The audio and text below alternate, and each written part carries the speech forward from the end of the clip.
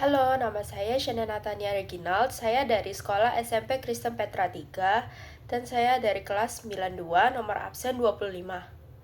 Pada kesempatan kali ini, saya akan mereview buku yang berjudul Seven Wishes of My Youth yang ditulis oleh Valerie Aurelia. Penerbit dari buku ini adalah Grasindo dan diterbitkan pada tahun 2013. Buku ini berjumlah 184 halaman. Nah, sekarang kita akan lanjut kepada isi dari buku. Seven Wishes of My Youth itu novel remaja yang vibes-nya cocok banget buat anak SMP atau SMA yang lagi ngerasain gimana ribetnya soal perasaan, teman, dan masa lalu. Ditulis sama Valerie Aurelia, buku ini punya cerita yang sederhana tapi cukup dalam. Apalagi buat yang pernah mengalami cinta pertama atau pernah disakitin terus takut mulai lagi.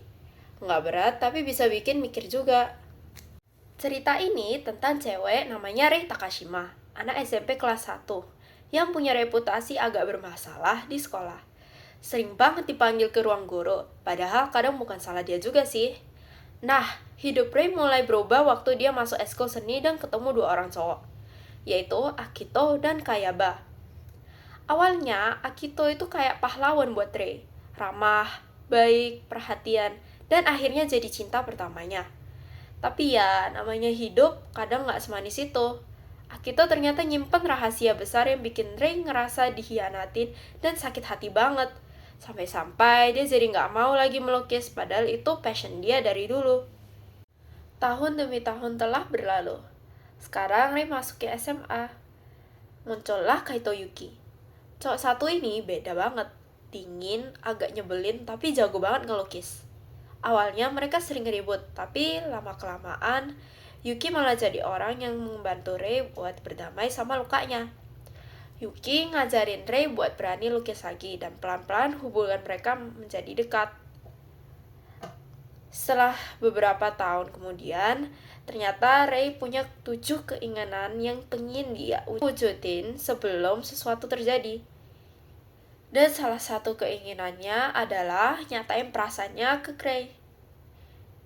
Lalu, setelah Yuki menyatakan perasaannya, ternyata Rei juga merasakan hal yang sama. Dan akhirnya mereka pun menjalin hubungan. Nah, plot twist-nya di sini itu, Akito ternyata masih hidup. Saat dia diberitakan meninggal, dia terbilang bahwa dia ditabrak. Namun ternyata, dia itu cuman koma. Jadi setelah beberapa tahun kemudian, dia lupa ingatan, dia berusaha ingat-ingat Rei lagi, dan boom, dia akhirnya mengkontak Rei lagi.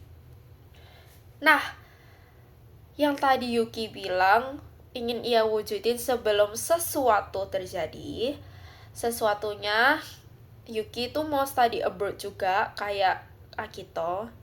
Jadi dia takut Rei akan merasakan trauma dari sebelumnya. Nah, kelebihan bukunya, bahasanya ringan dan gampang dimengerti. Cocok buat pembaca muda. Karakter Rei itu keren banget. Dia nggak nyerah meski dia memang sudah mempunyai trauma akibat perkataannya yang membuat Akito meninggal. Cerita soal seni dan lukisan bikin bukunya punya vibe yang beda. Karena saya sendiri suka melukis juga, dan juga saya merasakan passion yang dimiliki oleh Rei itu kayak saya banget. Nah, kekurangan buku ini, karakter Akito di awal itu kan dia itu ditempatkan sebagai karakter utamanya setelah Rei. Tapi kita nggak dikasih tahu lebih tentang Akito. Meskipun Akito itu kan kayak peran penting di cerita ini. Karena kalau nggak ada Akito, Rei juga nggak bakal merasakan sesuatu dengan Yuki. Cerita cinta pertamanya itu agak klise. Cinta pertama, disakiti, ketemu cowok dingin yang ternyata baik. Ya, common sih, tapi kan tetap bikin penasaran. Nah, beberapa bagian dari cerita ini juga agak cepat. Terutama pas transisi dari Rei yang trauma ke Rei yang udah siap cinta lagi.